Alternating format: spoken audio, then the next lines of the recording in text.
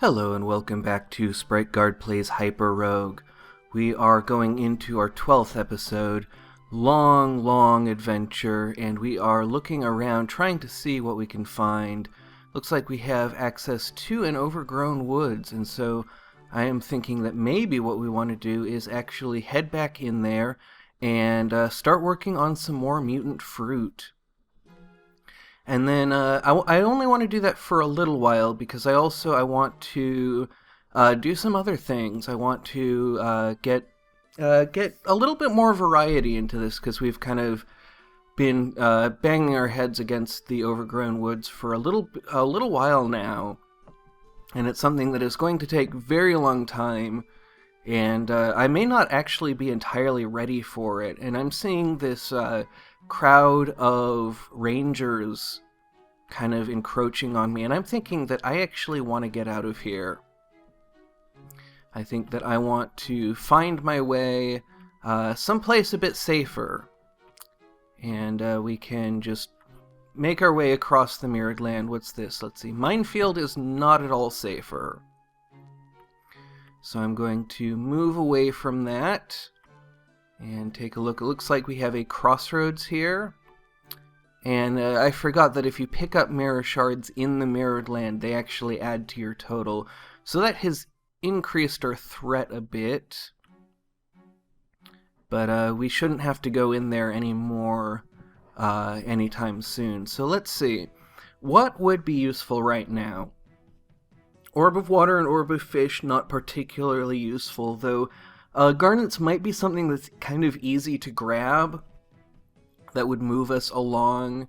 Let's see, do we have any statues of Cthulhu? It doesn't look like we do, so setting out to sea and finding Relia and getting the statues of Cthulhu and the grimoires is one thing that might be good, because then we have a little bit of fire we can throw around. Now, I don't believe fire affects ivies in the same way that it affects vines. So that is probably not going to be as useful as it is in the vineyard. I don't believe we have gotten any wine from the vineyard, though I'm a little bit not certain what all we're working on. I have maybe not been keeping us close, and we've been doing so many, kind of going through so many different places that I have just kind of lost track. And it kind of amazes me, like, how little we've actually accomplished for the amount of time that we've been playing. I do want to make my way towards Hyperstones, and so I'm even thinking that Demon Daisies might be something worth grabbing. Just because it's something to get that we do need to get. It will unlock the Cocytus and Land of Power for us. It's relatively easy to get them. Hell is one of the easier areas to deal with. And let us see if... Okay, we can find our way back to the crossroads. That was pretty neat. So I'm just going to make my way around these lakes of sulfur. Lakes of sulfur can be extremely large. And so I'm not totally sure that we're going to be able to keep alongside the crossroads for a really long time. But I can keep an eye on where it is on my screen, keep following around this lake of sulfur, and assuming we don't have any problems with greater demons, we should actually be able to continue to follow it around and pick up Demon Daisies along the way, and we only need one more after that. So now I think the thing to do is probably to go alongside... Well, actually, let's see if we can grab this one, and then we'll need to kind of fight our way back a little bit.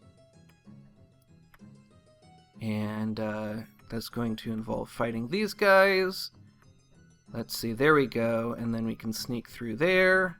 There we go, narrow escape, but we managed to do it, and we are now full up on Demon Daisies, and we can have Orbs of Yendor spawn. Let's see where this one is. We don't have any way of getting them, because we have not unlocked Relia, and we have not unlocked Dead Orbs. Actually, I think we have. Oh, we actually have 20 Dead Orbs. The zebra is not someplace where I'm at all confident I could actually get the Orb of Yendor out of, though, so we're going to leave that behind. And an Orb of Yendor might not actually be the thing that we want, because... Orb of Luck.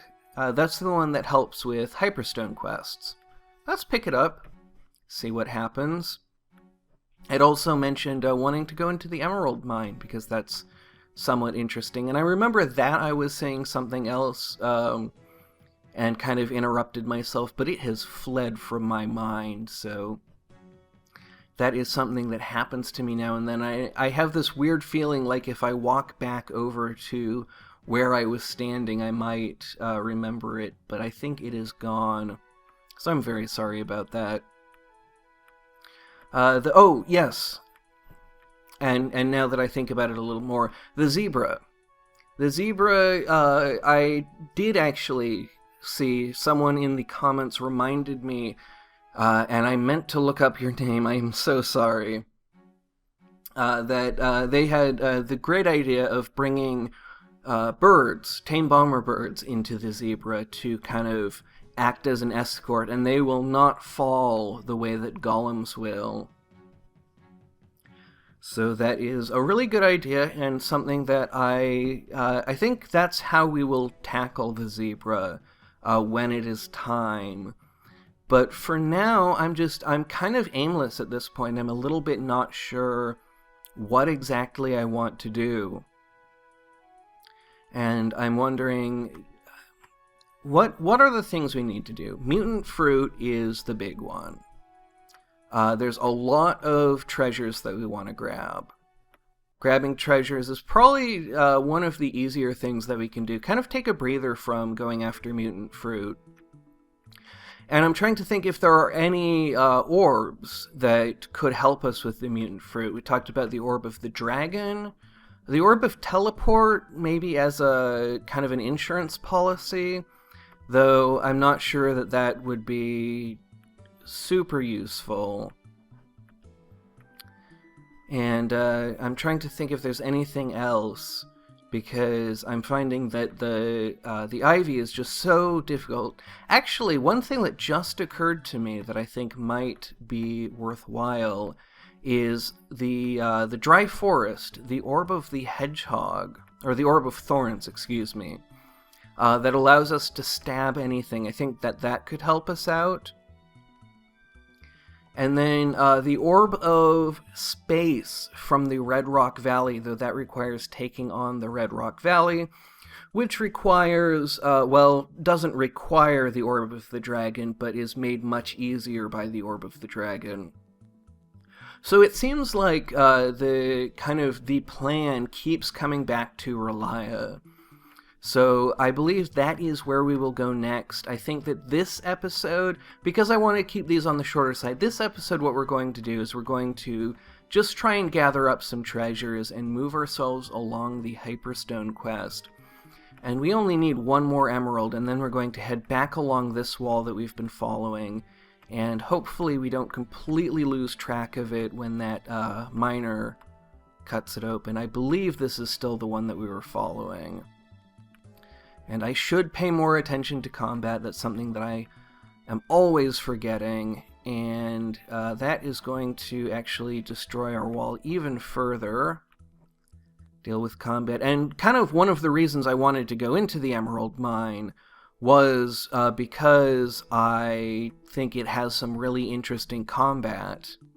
And it's looking like we have definitely lost our way, which is pretty common in this game. I thought that I knew which wall I was following along, but it looks like we have an icy land coming up here, and that's going to be the first exit presented to us.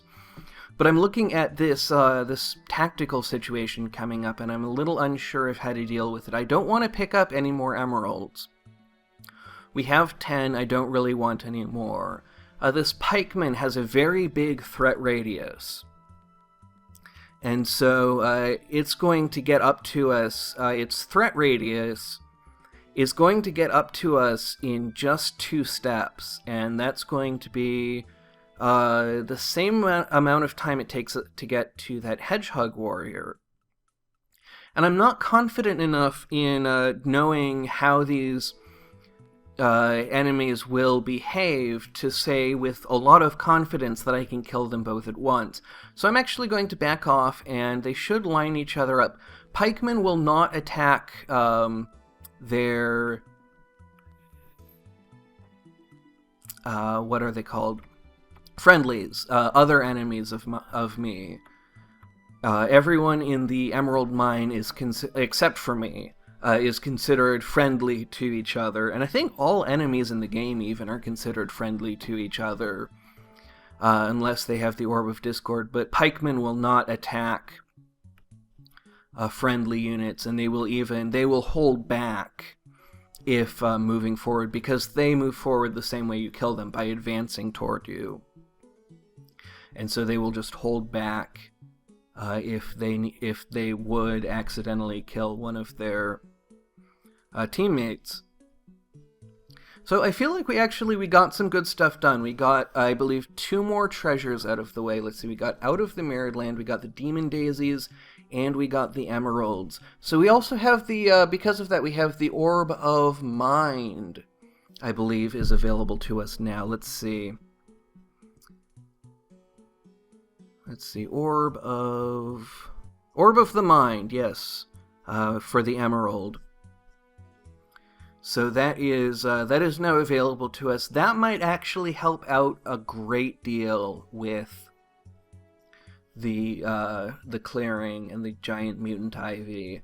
And so now I'm thinking, is it worthwhile to get 25 of those so that we can have those spawning in the woods? Because it's very difficult to get orbs from the crossroads into the clearing because it only spawns in the woods. So my thought for the future is we're going to set to sea. Go to Relia and the temple, get the Orb of the Dragon unlocked, and then go to the Caribbean and get the Orb of Time, make that available to us. And that way we will be able to carry orbs a little bit better. We still won't have them spawning very frequently, and so we'll probably have to do a lot of wandering to find the orb spawns that we want. But that is, I think, the next thing for us to do. So, that is what we will do. Until then, thank you very much for watching, and have a great rest of your day.